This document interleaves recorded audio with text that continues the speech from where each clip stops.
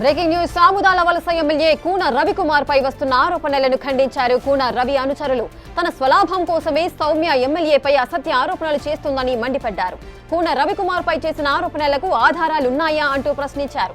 గతంలో సౌమ్య పలుమార్లు అవినీతికి పాల్పడ్డారని ఆరోపించారు. రణస్థలంలో కూడా అవినీతికి పాల్పడి సస్పెండ్ అయ్యారని గుర్తు చేశారు. తమ ఎమ్మెల్యే దళిత ప్రేమికుడని, తన కార్ డ్రైవర్, వంట మనిషి దళితులేనని అంటున్నారు ఎమ్మెల్యే కూన రవి అనుచరులు. మరింత సమాచారం మా ప్రతినిధి షణ్ముఖ్ అందిస్తారు. ఎమ్మెల్యే కోన రవికుమార్ పై కస్తూర్బా గాంధీ స్కూల్ ప్రిన్సిపల్ సౌమ్య ఆరోపణలు చేశారు. ఈ ఆరోపణలపై దళిత నేతలు, టీడీపీ నేతలు ఆందోళన చేస్తున్నారు. ఆమె ఆరోపణలు సరికాదు అని చెప్పేసి అంటున్నారు. అసలు వాళ్ళ వెర్షన్ ఏంటనేది కనుక్కునే ప్రయత్నం చేద్దాం. చెప్పండి, అసలు ఆమె ఎందుకు ఈ ఆరోపణలు చేశారు? ఎమ్మెల్యే గారి పైన సంచలన ఆరోపణలు చేశారు, దానిపైన మీ వెర్షన్ ఏంటి? దళితులనే ఆరోపణ చేయడం సిగ్గుచేటు. ఎందుకంటారా, కోన రవికుమార్ గారు విషయంలో అయితే దళితుల మీద ఎప్పుడు కూడా ఎటువంటి వివక్ష అనేదే ఉండదు. ఈరోజు ఈ సౌమ్య మేడం గారు అనే వ్యక్తి రవికుమార్ గారి మీద దళితులకి అన్యాయం చేసిన ముద్ర ఎలా వేస్తారు? మీరు అసలు ఏ రకంగా అనుకుంటున్నారు చెప్పండి. ముందుగా ఆయన మీకు ఏ రకంగా హెరాస్మెంట్ చేశారో అది చెప్పండి. ముందు మీరు ఇప్పుడు వీడియో కాల్ చేసి మీకు ఆరోపణ చేశారని అన్నారు. ఆ ఆరోపణలో మీ రేటు సాక్ష్యాధారాలు ఉన్నా చెప్పండి. అసలు యాక్చువల్గా రవికుమార్ గారు దళితులకి ఎంత ప్రేమిస్తారంటే అదే మేము ఈ కాన్స్టిట్యున్సీలో బతుకుతున్నగా నిదర్శనం. మేము రవికుమార్ వెనక 24 గంటలు ఆయన కారులో ఆయన ఇంట్లో ఉండేవాళ్ళం. మేము ఆయన భోజనం తిన్న కూడా మేమే వడ్డిస్తాం. ఆయన ఏ రోజు కూడా దళితుల మీద ఇంత రవ్వ కూడా దళితుల మీద వివక్ష అనేది చూపించరు.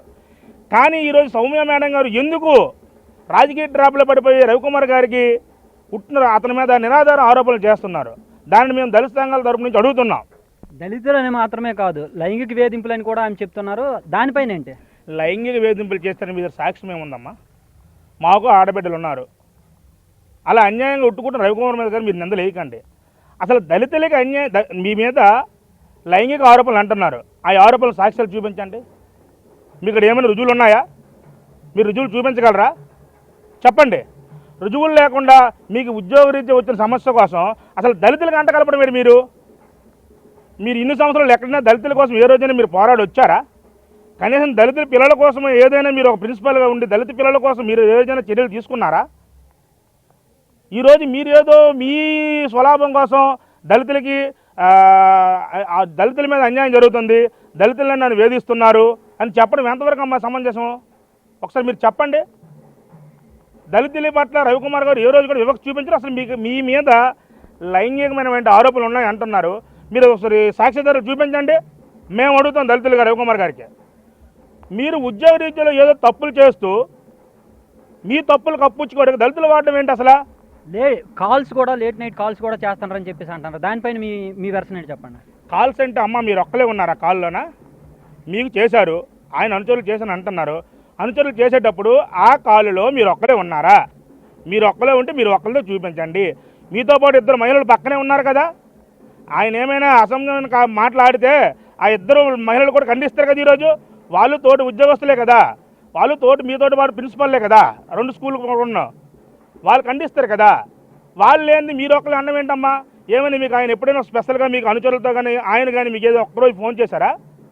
ఫోన్ చేస్తే ఆ వీడియో కాల్ బయట పెట్టండి. మీరు బయట పెట్టకుండా లేనిపోయిన ఆరోపణలు చేసి నన్నే లైంగిక వేధించారని చెప్పడం ఎంతవరకు కరెక్ట్ మీకు? అది మీరు గతంలో రణస్థలంలో కూడా సస్పెండ్ అయ్యారంట. అక్కడ ఎందుకమ్మా సస్పెండ్ అయ్యారు? మీరు ఏ తప్పు చేయకుండా అయ్యారు చెప్పండి. మీరు గతంలో మీ నాన్నగారంట పొందూరులో ఎంఈఓ చేశారు. మీ నాన్నగారు చాలా హెల్ప్ఫుల్గా రవికుమార్ గారు ఉన్నారు. మీ నాన్నగారికి ఆ మాట ఇది అడగండి. మీరు మీ ఫ్యామిలీలో రవికుమార్ గారి వల్ల లబ్ధి పొంది ఈరోజు మీరు శాఖాపరం తప్పులు చేసి రవికుమార్ మీద నిందిస్తారేంటమ్మా? మినిమం ఆవిడ స్కూల్కి వెళ్తే చైర్మన్ కూడా విలువరంట. పిల్లల బాధలు చూసి ఇన్ టైం డ్యూటీకి రారంట. మా కానిస్టేబుల్ చెప్పుకుంటున్నారు, మా చైర్మన్ చెప్తున్నాడు ఆవిడ చేసిన ఆరోపణలు. పిల్లలు చెప్తున్నారు, సహచరులు చెప్తున్నారు, స్టాఫ్ చెప్తున్నారు ఆవిడ పట్ల తీరు. మీరు అవన్నీ చూడండి ఒకసారి సీట్లు. ఏ రోజైనా పేద పిల్లలు మీరు న్యాయం చేశారమ్మా? మీరు చేసిన తప్పులు కప్పుచ్చుకోవడానికి రవికుమార్ మీద నిందలు. అది చూస్తున్నారు కదా, ఆవిడ అవినీతి ఆరోపణలు, ఆవిడ అవినీతి చేసింది గుడ్లకు సంబంధించిన విషయం కావచ్చు, పిల్లలకు వచ్చేటటువంటి ఫుడ్ విషయంలో కావచ్చు, ఆవిడ పిల్లలకు పెట్టకుండా సైడ్ చేయడం వల్లే ఆవిడని ట్రాన్స్ఫర్ చేయాల్సి వచ్చింది, ట్రాన్స్ఫర్ అయ్యారు. అంతే తప్పించి ఆవిడ మీద ఎలాంటి వేధింపులు కానీ ఏం కానీ లేవు.